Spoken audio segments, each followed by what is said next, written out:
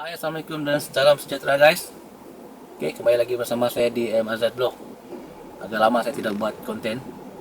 Ya, Anda pun paham, memandangkan kita masih lagi dalam situasi PKP dan kini PKPB. Ya, agak terhad untuk membuat konten. Dipahami sajalah kan macam mana membuat konten time PKP ini. Oke, walau bagaimanapun, hari ini saya terpanggil untuk membuat satu konten khas, oke, khas untuk Anda pengguna kereta otomatis. Oke, kenapa saya buat konten ini? Karena saya banyak menerima persoalan, banyak menerima pertanyaan, terutamanya pemandu-pemandu perempuan. Ya, oke. Anda mau tahu kenapa? Teruskan bersama saya di MRZ Vlog selepas ini.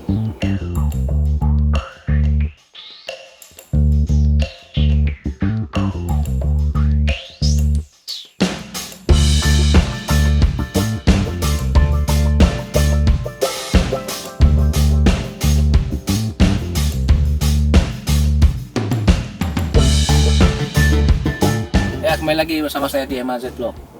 Ya, seperti yang saya katakan tadi. Ya, konten ini merupakan konten berupa tips lah, lebih kepada tips ataupun info pada pengguna-pengguna otomatis.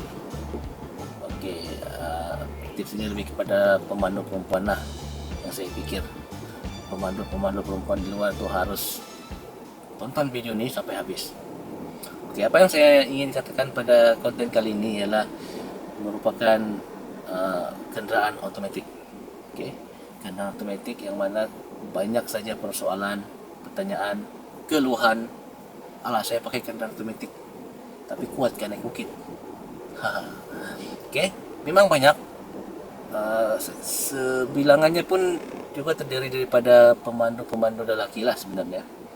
Kebanyakan mereka menggunakan kendaraan otomatis dan selalu menjadi persoalan bila jumpa bukit. Oke, kalau kamu tahu yang paling mencabar jalan raya bukit di Sabah ni ialah di Jalan Kimanis Keningau. Oke, laluan tu merupakan laluan yang paling mencabar lah di Sabah ni. Kalah lagi jalan ke Ranau tu sebenarnya. Ranau tu okey lagi, Ranau Gunung Mas tu okey, tidak masalah. So yang paling mencabar sekarang ni Jalan Kimanis Keningau. Alright, apa yang saya ingin katakan pada kali ini ialah kebanyakan mereka yang menggunakan otomatis takut untuk naik ke Bukit Kimanis tu. Mereka macam fobia sebab dia cakap kereta saya otomatis, saya kena layan bukit tu perlahan-lahan. Okey, untuk naik, sebab kalau manual dia cakap dia boleh tukar gear secara manual kan. So sebenarnya otomatis pun kita boleh buat secara manual. Apa ni dipanggil semi auto gitulah. Okey, kalau kamu perasan kan, kereta otomatis pun dicipta sebenarnya untuk menaiki bukit. Hanya cara Anda yang menentukan sama ada ia menjadi kuat atau tidak. Okey, berbalik kepada isu kendaraan otomatis tadi. Kalau Anda perasan, di tombol gear itu terdapat ada P, ada R, ada N, ada D, 3, 2, 1 atau L. Okey. Kebanyakan orang memandu otomatis dia selalu masuk ke D kan, drive. Jarang sekali orang menggunakan 3, 2, 1 atau L. Jarang sekali lah. Okey, tahukah Anda sebenarnya ketika menaiki bukit itulah masa yang sangat sesuai untuk Anda menggunakan nomor-nomor gear itu tadi, 3, 2, 1 atau L. Okey, kebanyakan mereka tidak pun pernah menggunakan, terutamanya pemandu perempuan lah. Ini hakikat sebenarnya. Okey, hakikat sebenarnya yang orang tidak akan pernah guna. Yang orang pernah guna D, masuk D dan jalan. Okey, pada hari ini saya akan berikan Anda sedikit lah tips, memandangkan hampir mau hari raya ni, kemungkinan besar ada yang ingin balik ke Keningau, ke Tenom, yang akan melalui Jalan Kimanis Keningau tu. So memandangkan lagi kereta Anda otomatik, mesti Anda berfikirkan ataupun risau, ragu-ragu untuk menaiki bukit itu. So sekejap lagi saya akan tunjukkan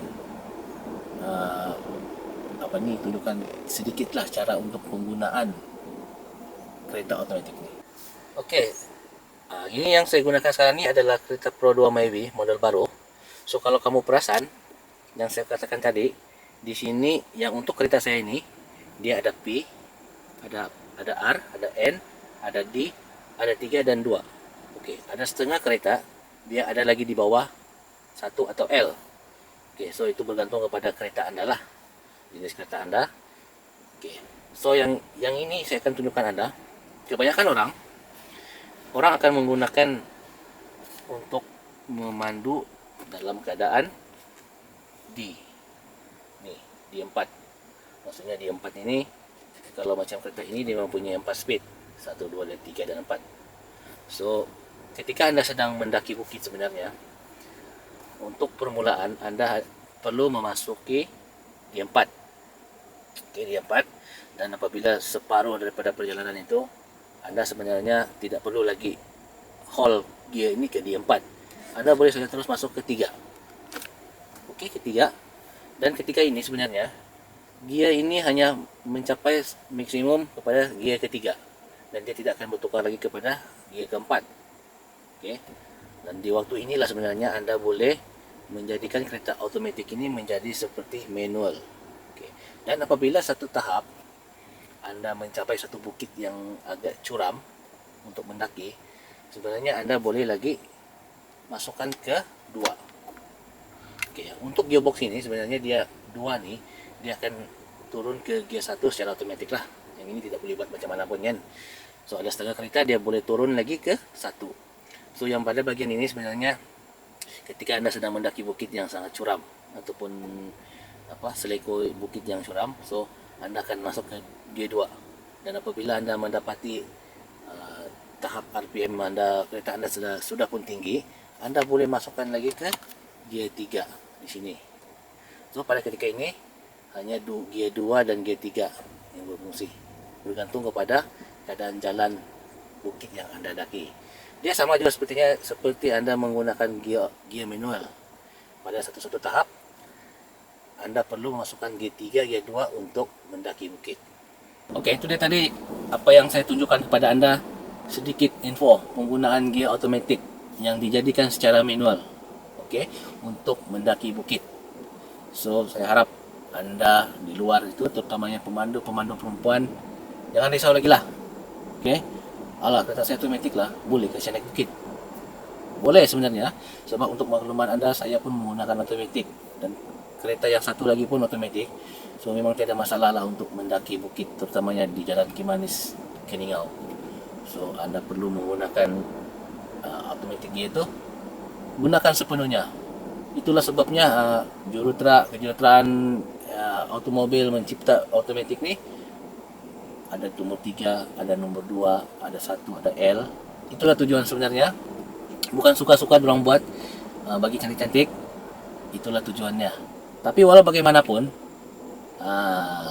ada setengah kereta tidak mempunyai seperti yang saya tunjukkan tadi.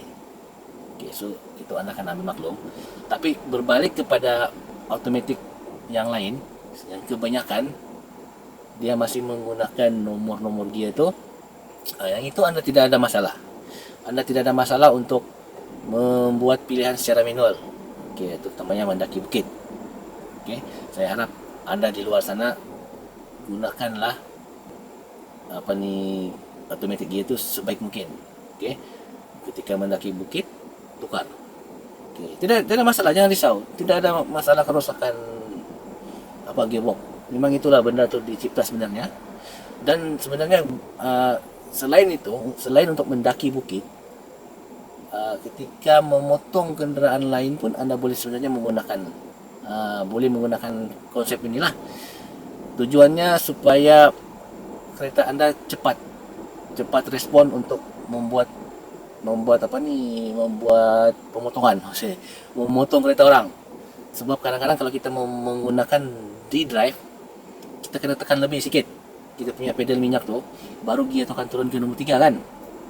So kalau kita tukar ke 3 secara manual, kita hanya perlu menekan sedikit saja minyak. Dan apabila masuk ke G3, apalagi tekanlah kan. Tekan, bila sudah kita potong kereta orang tu, masukkan kembali ke D drive. Dia akan tukar balik ke G4. So itulah dia tujuannya. Benda-benda ni dibuat untuk ke atas automatic gear. Anda yang berada di luar tu, kemungkinan anda yang belum tahu lebih kepada penggunaan automatic ni, rasanya anda harus tahulah, ambil tahu fungsi-fungsi automatic ni. Okay. So semoga dengan tips ini memudahkan anda lagi untuk balik ke kampung pada kali ini. Walaupun masa PKP ini mungkin ada peluang balik beraya, diharapkanlah ada peluang untuk balik. So gunakanlah cara ini, semoga selamat sampai ke destinasi. Okay, jangan risau, tidak ada kerusakan pada gearbox anda, sebab memang itulah seperti yang saya katakan tadi, dia dicipta untuk mendaki bukit sebenarnya, cuma cara tu kena beranilah, kena ambil maklum. So rasanya sampai di sini saya konten saya untuk kali ini berkenaan dengan penggunaan automatic gear. Teruskan bersama saya di MRZ Vlog. Pada anda yang belum subscribe, like and share, dan klik button lonceng. Alright, sampai jumpa lagi. Assalamualaikum dan salam sejahtera.